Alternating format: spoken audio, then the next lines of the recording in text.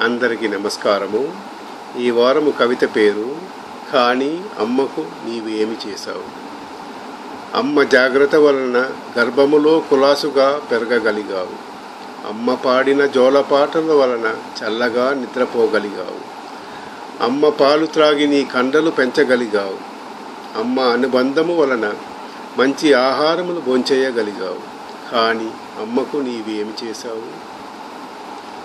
అమ్మ చూపిన శ్రద్ధ వలన మంచి పాఠశాలలకు వెళ్ళగలిగావు.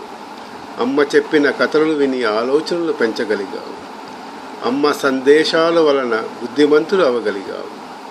అమ్మ శాంత గుణము వలన శాంతియుతుడుగా పెరగగలిగావు. కానీ అమ్మకు నీవు ఏం చేశావు.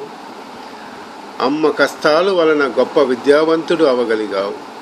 అమ్మ చేసిన ప్రార్థన వలన గొప్ప ధనవంతుడు అవ్వగలిగావు. అమ్మ చూపిన ప్రేమ వలన సంతోషముగా ఉండగలిగావు. అమ్మ కనురెప్పలుగా చూడడం వలన మంచి మనిషిగా పెరగగలిగావు. కానీ అమ్మకు నీవు ఏమి చేశావు. నిన్ను కన్న అమ్మకు నీవు ఏమి చేశావు. సమాప్తం. ధన్యవాదం.